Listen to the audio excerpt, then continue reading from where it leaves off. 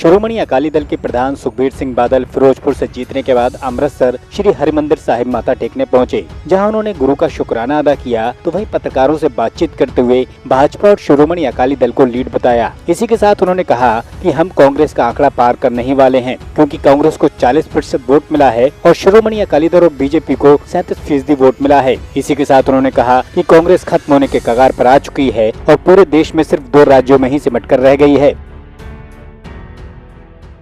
इंसान कुछ चीज़ नहीं, सारा कुछ परमात्मा के हाथ है। परमात्मा की मेहर सदका, आशीर्वाद सदका फिरोजपुर पार्लीमेंट हल्के तो बहुत रिकॉर्ड जित हुई है।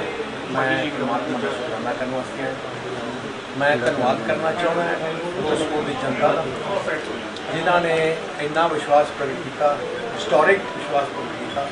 तो श्रोमणी अकाली दल बीजेपी का वर्कर्स आ, क्योंकि मेरे को इलैक्शन के दौरान समा घट सी अपने हल्के जान का, क्योंकि सारे पंजाब की कैंपेन करनी थी। तो सारी लड़ाई श्रोमणी अकाली दल बीजेपी वर्कर ने लड़ी है। मैं दिल की गई तो उन्होंने भी करना। सर नवजोत सिंह सिद्धू और कैप्टन जी जो चल रहे हैं वो हुण जिवें एक जंग खत्म हुई है, हुण दूजी जंग शुरू है कैप्टन साहब के नवजोत। देखते हैं कौन जीतता है। आगरा के मलपुरा के सरौली पुल के पास ट्रैक्टर ट्राली और ट्रक में आमने सामने से भिड़ंत हो गई। हादसे के बाद ट्रैक्टर ट्राली खाई में जा गिरी, जिसमें एक युवक की मौके पर ही मौत हो गई, जबकि अन्य लोग घायल हो गए। तो सूचना पर पहुंची पुलिस ने शव को पोस्टमार्टम के लिए भेजा, तो साथ ही घायलों को उपचार के लिए एसएन मेडिकल कॉलेज भेजा गया है। बागपत में पुलिस ने मुठभेड़ के बाद 2 शातिर बदमाशों को दबोचा है, जो खलनायक फिल्म देखने के बाद ही अपराधी बने, जिन्होंने 3 लाख रुपयों की लूट को अंजाम दिया, तो साथ ही फरार हो गए थे, जिनकी पुलिस को तलाश थी। तो वहीं इन लोगों पर गाजियाबाद, मेरठ और बागपत जिलों में हत्या, लूट के साथ कई अन्य मामले भी दर्ज हैं। अब पुलिस ने इनको हिरासत में लिया है। तो वहीं बदमाशों ने पुलिस की गिरफ्त में ही खुलेआम चेतावनी दी है कि वे जेल से छूटकर एक युवक की हत्या को अंजाम देंगे। थाना सिंघाविया क्षेत्र में अमीनगर सराय में स्थित पीएनबी बैंक से एक व्यक्ति 3 लाख रुपए कैश निकाल के अपने घर वापस जा रहा था। रास्ते में बदमाशों द्वारा रोक के असलहे के बल पे उनसे वो कैश छीन लिया गया।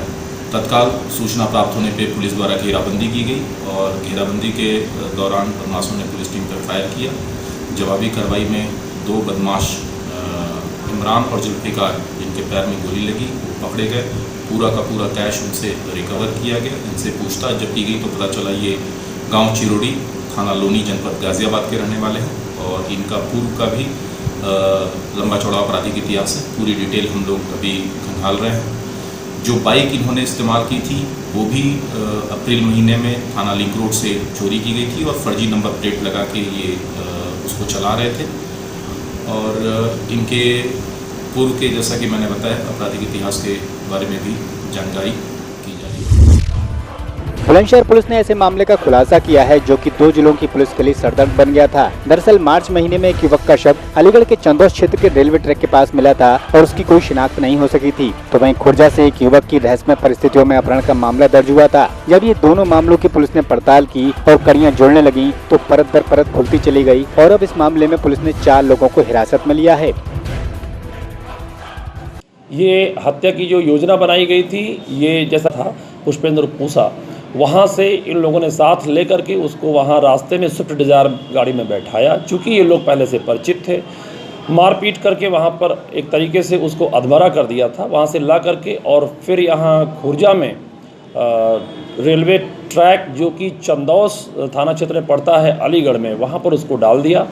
उसके पश्चात उसको छोड़ करके भाग गए। उसकी निशानदेही पे हमारी पुलिस वहाँ पर भी गई रेलवे ट्रैक के पास में, तो उससे छानबीन से ये पता चला है ये भी कि चंदौक पुलिस के द्वारा उस डेड बॉडी का पोस्टमार्टम पहले ही कराया जा चुका है 22 मार्च को, जो ये घटना कबूल कर रहे हैं उसके बारे में। तो इस तरह इसमें 4 अभियुक्तों को गिरफ्तार किया गया है। अभी 3 अभियुक्त बाकी हैं, जिसमें से 2 नामजद हैं। एक सौरभ नाम के अभियुक्त का नाम प्रकाश में आया है। पुलिस पूरी अपनी मुस्तैदी से कार्रवाई कर रही है। जो शेष अभियुक्त हैं उनको जल्द ही पकड़ करके हम लोग और अग्रिम जो वैधानिक कार्रवाई है वो करेंगे। बुलंदशहर में स्कूटी सवार ट्रेजरी कर्मचारी को तेज रफ्तार बस ने डीएवी तिराहे के पास रौंद दिया। तो वहीं मतगणना के बाद कर्मी ईवीएम को जमा कराने जा रहा था, तभी यह हादसा घटित हुआ, जिसमें उसकी मौके पर ही मौत हो गई। अब पुलिस ने सबको पोस्टमार्टम के लिए भेजा है। तो वहीं परिवार में कोहराम है।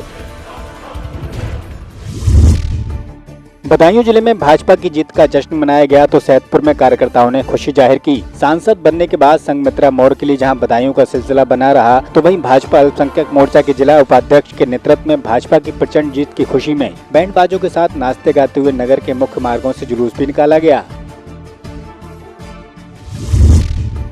एटा के अलीगंज के सदैरा में अवकाश पर आए सेना के जवान की बिजली की करंट लगने से मौत हो गई। मृतक जवान आर्म डिफेंस कोर्स में तैनात था और 5 दिन पहले ही अपने घर आया था। बताते हैं कि देर रात पंखे में करंट उतर आया, जिसमें वो हादसे का शिकार हो गया। अब पुलिस ने शव को पोस्टमार्टम के लिए भेजा है, तो वहीं परिवार में कोहराम है।